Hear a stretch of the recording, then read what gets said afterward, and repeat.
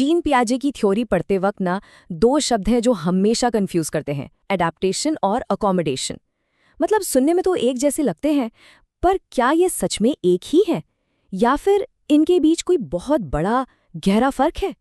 तो आज ना इसी सवाल का जवाब ढूंढेंगे एकदम साफ और सीधे तरीके से। और ये सिर्फ एग्जाम में अच्छे नंबर लाने के लिए ही जरूरी नहीं है, बल्कि इन कॉन्सेप्ट्स की आत्मा को समझने के लिए, इनकी गहराई तक जाने के लिए भी बहुत जरूरी है। तो देखते हैं आज का सफर कैसा रहेगा। सबसे पहले हम बड़ी पिक्चर को समझेंगे, एडैप्टेशन। फिर हम जूम इन करेंगे उस चीज पर जो असल में बदलाव लाती है, यानी अकोमोडेशन।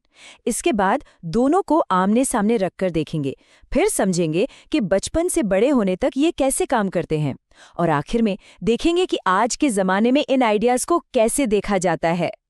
तो फिर चलिए शुरू करते हैं। सबसे पहले बात करते हैं उस बड़े आइडिया की, उस बड़े कॉन्सेप्ट की जिसके अंदर सब कुछ आता है, एडैप्टेशन। यही वो बुनियाद है जिस पर बाकी सब कुछ टिका है। तो एडैप्टेशन या हिंदी में कहें तो अनुकूलन, ये है क्या असल में? देखिए, पियाजे ने ये आइडिया ना सीधे सीधे बायोलॉजी से उठाया था।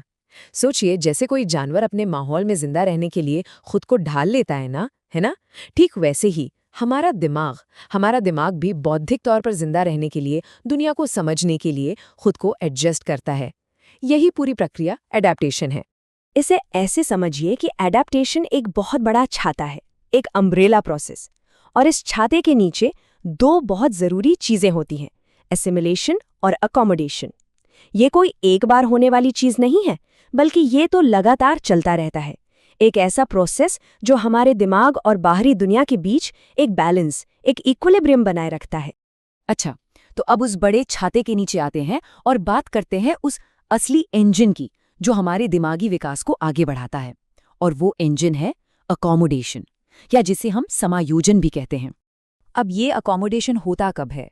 ये तब होता है जब हमारे दिमाग में पहले से मौजूद कोई जानकारी, कोई स्कीमा, किसी नए एक्सपीरियंस को समझने में फेल हो जाता है। दिमाग कहता है, अरे ये क्या है, ये तो मेरे पुराने फोल्डर में फिट ही नहीं हो रहा। और तब जो होता है वो कोई छोटा मोटा बदलाव नहीं है, ये तो हमारी सोच का एक तरह से सॉफ्टवेयर अपग्रेड है, एक बेसिक लेवल का बदलाव जो किसी मुश्किल या कन्फ्यूजन की वजह से होता है। तो असली बात यह है कि यही अकोमोडेशन है जो हमें इंटेलेक्चुअली ग्रो करने में मदद करता है। ये वो पल है जब दिमाग एक नई चुनौती से जूझता है, मेहनत करता है और अपने सोचने के तरीके को ही बदल डालता है। ये सिर्फ जानकारी जोड़ना नहीं, बल्कि उस ढांचे को ही बदल देना है जिसमें जानकारी रखी जाती है। चलिए अब वो करते हैं जिसका इंतजार था। इन दोनों कॉन्सेप्ट्स को आमने सामने रखते हैं, एक हेड टू हेड कंपैरिजन, ताकि सारा कंफ्यूजन हमेशा के लिए दूर हो जाए। जरा इस टेबल पे नजर डालिए। देखिए, पहला फर्क तो है स्कोप का। अडैप्टेशन पूरी पिक्चर है, वो बड़ा छाता, और अकोमोडेशन वो उस छाते के नीचे का एक जरूरी हिस्सा है।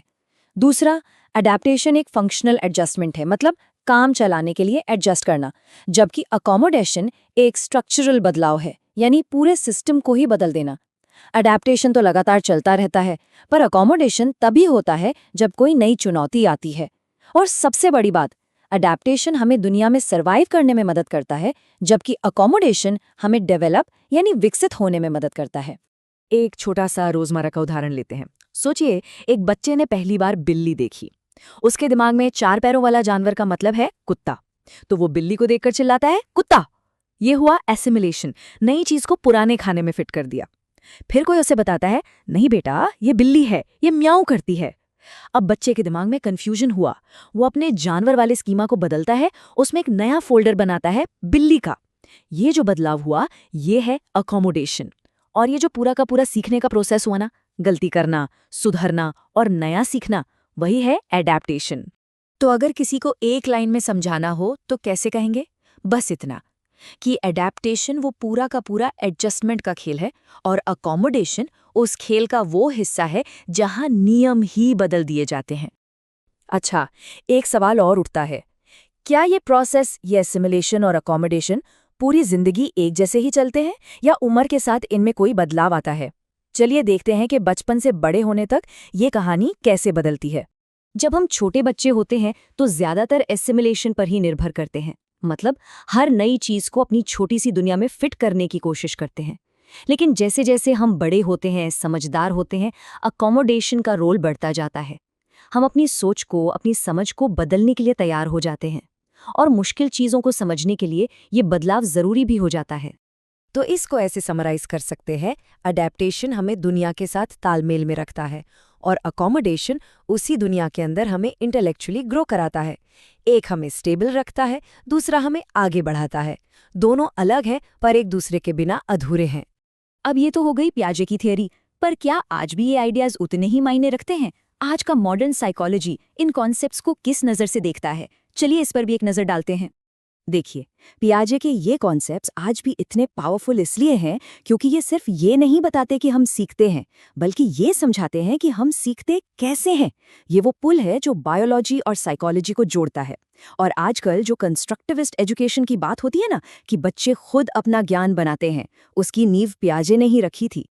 लेकिन हाँ, ऐसा नहीं है कि इस थ्योरी पर सवाल नहीं उठे। इसकी कुछ सीमाएं भी हैं।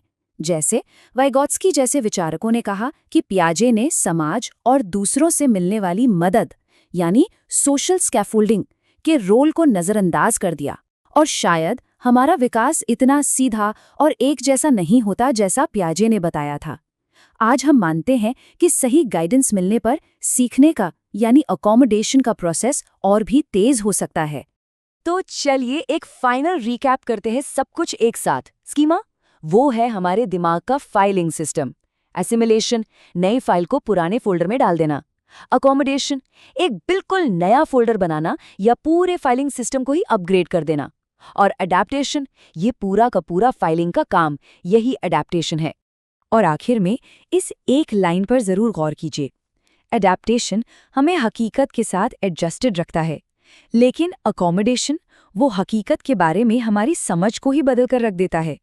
और ये फ़र्क सिर्फ किताबों के लिए नहीं है, ये इस बात का सार है कि हम इंसान के तौर पर कैसे सीखते हैं, कैसे बदलते हैं और कैसे अपनी समझ को लगातार विकसित करते हैं।